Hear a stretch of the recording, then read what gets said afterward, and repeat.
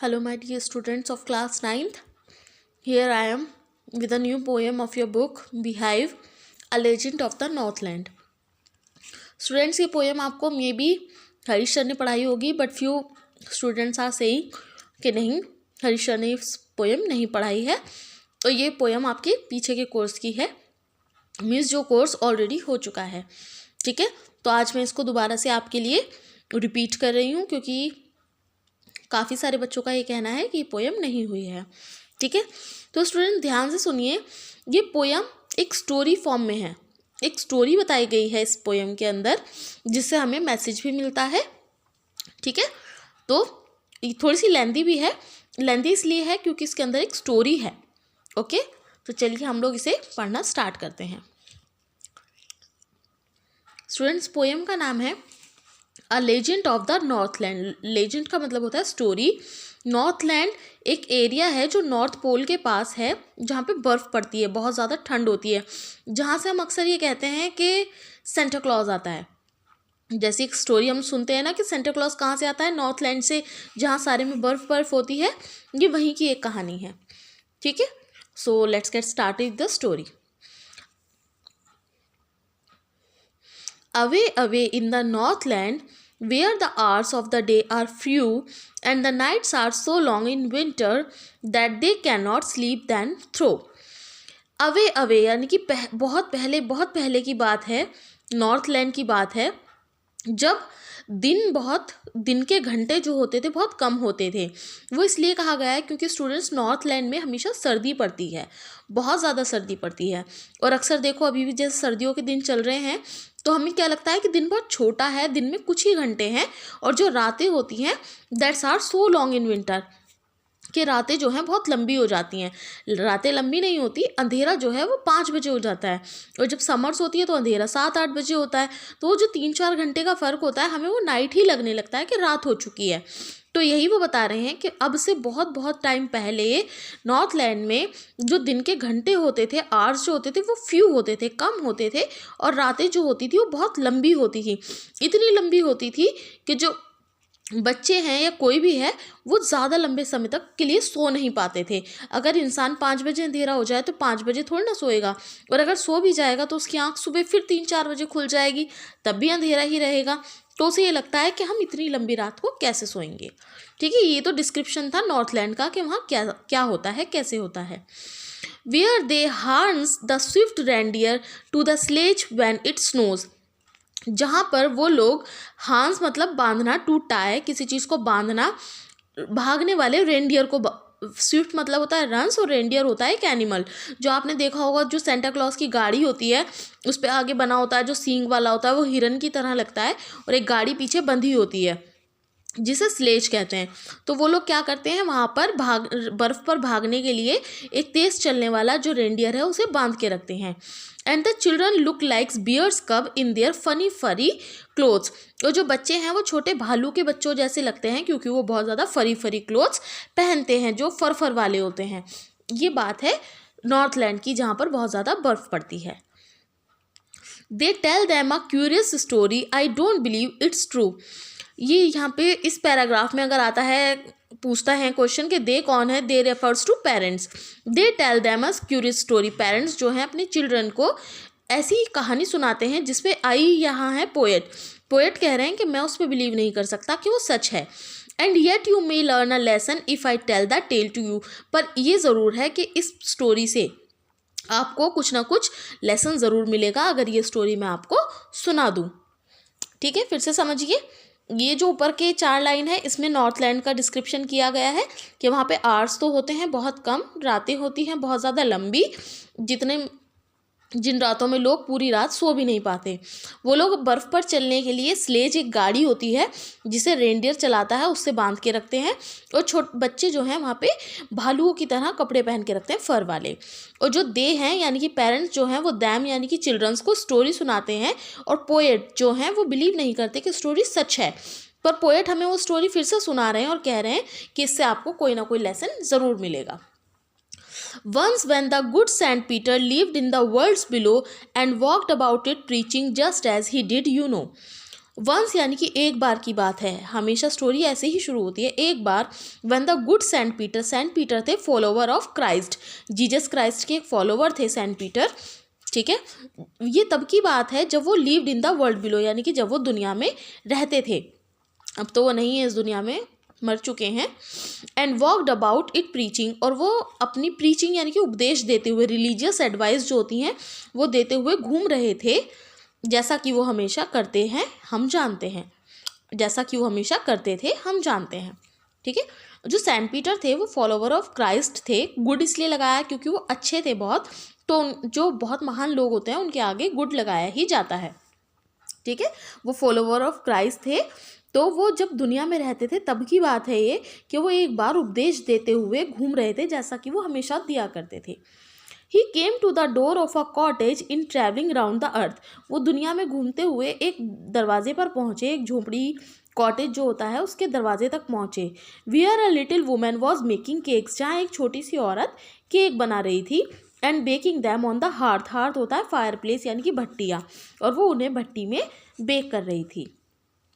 And being faint with fasting, for the day was almost done, he asked her from her store of cakes to give him a single one. और पूरे दिन fasting करने के बाद जो हमारे Saint Peter हैं वो फेंट फील कर रहे थे। फेंट यानी कि बेहोशी की हालत फील कर रहे थे, वीक फील कर रहे थे, क्योंकि उन्होंने पूरे दिन कुछ नहीं खाया था। ही यानी कि हमारे सेंट पीटर, और हर यानी कि वो little women. He asked her for her store of cakes, वो उससे उसके केक के स्टोर में से एक सिंगल पीस देने के लिए उसको कहते हैं। So she made a very little cake, but as it baking lay she looked at it and thought it seem to last to give away. तो वो क्या करती है, एक छोटा सा केक बेकिंग के लिए रख देती है, बट जैसे ही वो देखती है तो उसे वो केक बहुत ज़्यादा बड़ा लगता है किसी को देने के लिए। वो औरत थोड़ी सी कंजूस है, उसे ये लग रहा है कि मैं इतना बड़ा केक क्यों दूँ उसे।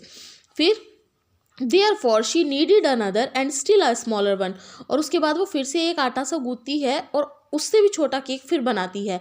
But it looked when she turned it over as large as the first had one, और वो जब उसे बनाने रख देती है, बेक करने रख देती है और दोबारा उसे देखती है तो उसे ये लगता है कि ये तो पहले वाले से भी ज़्यादा बड़ा लग रहा है। Then she took a tiny scrap of dough, और उसके बाद वो एक छोटी सी गोली लेती है आटे की, एंड रोल्ड इट फ्लैट, और वो उसे बेलती जाती है and baked it thin as a wafer, और वो उसे बिल्कुल पतला चिप्स की तरह बेल देती है। But she couldn't part with that, पर वो अभी भी उससे सेटिस्फाई नहीं है, उसे अभी भी ऐसा लग रहा है कि केक जो है अभी भी देने के लिए, किसी को देने के लिए बहुत बड़ा है। For she said my cakes that seem too small when I eat of them myself, वो खुद से कहती है कि जब ये केक मैं खुद के खाने के लिए बनाती हूँ तब तो ये मुझे बहुत छोटे लगते हैं, और yet too last to give away, और ये मुझे किसी को देने के लिए इतने बड़े क्यों लग रहे हैं। So she put them on the self, तो वो उन्हें सबको सेल्फ पे रख देती है। पहले जो उसने सबसे पहले बनाया था, फिर जो दूसरी बार बनाया था, और जो तीसरी बार बनाया था, उन्हें वो सेल्फ पे रख देती है, किचन की शेल्फ्स जो होती हैं उस पर। देन गुड सेंट पीटर ग्रू एंग्री, इस चीज़ को देखकर जो सेंट पीटर्स थे उन्हें गुस्सा आ जाता है। For he was hungry and फेंट, उन्हें लगता है कि मैं तो भूखा हूँ और बेहोशी की हालत में हूँ। And surely such a woman was enough to provoke a saint, और इस औरत को मुझे गुस्सा दिलाना नहीं चाहिए था, और वो बहुत ज़्यादा एंग्री हो जाते हैं। And he said you are far too selfish, और वो कहते हैं कि तुम तो बहुत ज़्यादा खुदगर्ज हो। To dwell in a human form, तुम इंसानों की जूनी यानी कि इंसानों की दुनिया में रहने के लायक नहीं हो। To have both food and shelter, तुम्हारे पास घर भी है और खाना भी है। And fire to keep you warm, और तुम्हारे पास खुद को गर्म रखने के लिए आग भी है, फिर भी तुम इतनी सेल्फिश क्यों हो। Now you shall build as the birds do, अब वो नाव से वो उसे कर्स कर रहे हैं, यानी कि उसे गुस्से में श्राप दे रहे हैं, और कहते हैं now you shall build as the birds do, अब तुम अपने लिए घर ऐसे बनाओगी जैसे चिड़िया बनाती हैं। And shall get your scanty food, और तुम अपना खाना खुद ढूंढोगी। By boring and boring and boring all the day in the hard dry wood, boring का स्टूडेंट यहाँ मतलब होता है वो उसे वुड पिकर बना रहे हैं, याद रखिएगा अगर क्वेश्चन आता है एग्जाम में, तो वो उसे वुड पिकर बर्ड बना रहे हैं जो अपनी चोंच से हर समय लकड़ी में छेद करती रहती है अपना खाना ढूंढने के लिए। तो उसको कह रहे हैं कि तुम बोरिंग करती रहोगी, बोरिंग करती रहोगी, बोरिंग करती रहोगी, बोरिंग यानी कि होल बनाती रहोगी हार्ड वुड में सारा दिन। ये उन्होंने उसे श्राप दिया है। Then up she went through the chimney never speaking a word. तो फिर क्या होता है, वो थ्रो द चिमनी ऊपर जाने लगती है बिना एक शब्द बोले। And out of the top flew a woodpecker for she was change to a bird. और जब वो चिमनी से बाहर निकलती हैं तो वो एक वुड पिकर में चेंज हो चुकी होती हैं। ठीक है, अब तक हमने देखा सेंट पीटर, इस स्टोरी सुना रहे हैं पोएट हमारे कि सेंट पीटर प्रीचिंग करते हुए घूम रहे थे, उपदेश देते हुए घूम रहे थे धरती पर। तो एक कॉटेज पर आकर रुकते हैं। There a little woman baking cake, और वो उनसे फेंट होने लगते हैं, बेहोश होने लगते हैं, because he was on fasting, वो फास्टिंग पर थे। And he demand for a little cake to the women, but women was so selfish, she made a very little cake but it seems to be large for give away. उसे ये लग रहा था कि मेरे खाने के लिए तो छोटे पड़ जाते हैं, पर दूसरे को देने के लिए इतने बड़े क्यों हो रहे हैं, और वो उन्हें नहीं देती क्योंकि उसे बहुत ज़्यादा लग रहे थे। देन सेंट पीटर ग्रू एंग्री, उन्हें गुस्सा आ जाता है, और ही गेव हर अ कर्स, वो उसे कर्स दे देते हैं, श्राप दे देते हैं कि तुम चिड़ियों की तरह खुद अपना घर बनाओगी, क्योंकि तुम्हारे पास तो घर सब कुछ है फिर भी तुम्हें उसकी कद्र नहीं है, और अपना खाना खुद ढूंढोगी और पूरा दिन ड्राई वुड में बोरिंग करती रहोगी। देन अप शी वेंट, और फिर वो चिमनी के थ्रू बाहर निकलती हैं बिना एक शब्द कहे, और जब वो बाहर निकलती हैं तो वो एक वुड पिकर बन चुकी होती हैं। She had a skeletal cap on her head and that was left the same. Skeletal होता है बच्चों रेड और ऑरेंज कलर को मिलके एक कलर होता है, वो कलर होता है स्केलेट। तो उसने, जब वो औरत बर्ड बनी थी तो उसने रेड प्लस ऑरेंज कलर की कैप पहन रखी थी अपने सर पर, और वो सेम है अभी भी। जब वो वुड पिकर बन गई हैं तो उसके सर पे वो वाला कलर रह गया है। But all the rest of her clothes were burn black as koel in the flame. पर उसके जो बाकी के कपड़े हैं वो बिल्कुल ब्लैक हो चुके हैं, जल गए हैं, जैसे कि कोयला जल जाता है आग में। And every country school boy has seen her in the wood यहाँ पे जो यूज़ किया गया है वो फॉरेस्ट के लिए यूज़ किया है, कि आज भी जो वहाँ के लड़के हैं, स्कूल बॉय हैं, आने जाने वाले बच्चे हैं, वो अभी भी बताते हैं कि अभी भी हमें वो जो वुड पिकर में चेंज हुई थी लेडी अभी भी उस जंगल में दिखाई देती है। Where she lives in the tree till this very day boring and boring for food. और वो अभी भी उन्हें वहाँ पर पेड़ों पर घूमती हुई और अपने खाने के लिए लकड़ियों में छेद करती हुई दिखाई पड़ती है। ये पोएम लिखी है हमारे फोबे कैरे ने। स्टूडेंट्स, ये जो पोएम है ये एक सेल्फिश वुमेन के बारे में है। मीन्स हम अक्सर क्या करते हैं, हमारे पास सब कुछ होता है और हम दूसरे को देने में हिचकिचाते हैं। मीन्स अगर हमारे पास घर में 10 रोटी फालतू रखी हैं और बाहर कोई गाय आ जाती है, गाय आ जाती है हमारे घर के बाहर, तो हम क्या करते हैं, उसे एक ही रोटी देते हैं, बल्कि चाहे हम उन्हें बाकियों को डस्टबिन में फेंक दें, बट हम उसे एक ही देते हैं। ऐसा ही हम करते हैं, जब हमारे यहाँ कोई भिखारी आता है तो हम उसे अपनी जेब से 1 रुपये का सिक्का निकाल के देते हैं या 2 रुपये का सिक्का निकाल के देते हैं। और जब हम बाहर रेस्टोरेंट वगैरह में खाना खाने जाते हैं तो हम लोग हज़ारों रुपये का खाना खा लेते हैं। तो ऐसे ही उस वुमेन ने किया, अपने लिए तो केक बना रही थी बड़े मज़े में खाने के लिए, पर जब उससे सेंट पीटर ने केक मांगा तो उन्हें और छोटा देती जा रही थी, तो उसे वो गुस्से में आके कर्ज कर देते हैं। ठीक है, तो ये थी आपकी poem the legend of the Northland. अब ये हैं इसके बाकी सारे क्वेश्चन आंसर्स। ठीक है, तो ये मैं आपको सेंड कर दूंगी इस के वैल्यू पॉइंट्स और इसके क्वेश्चन आंसर्स। बस इतनी है ये पोएम। सो आप लोग ध्यान से इसे सुनिएगा, इंपॉर्टेंट पोएम है।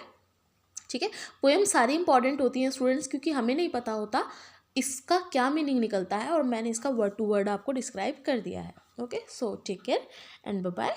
आई एम एंडिंग दिस वीडियो।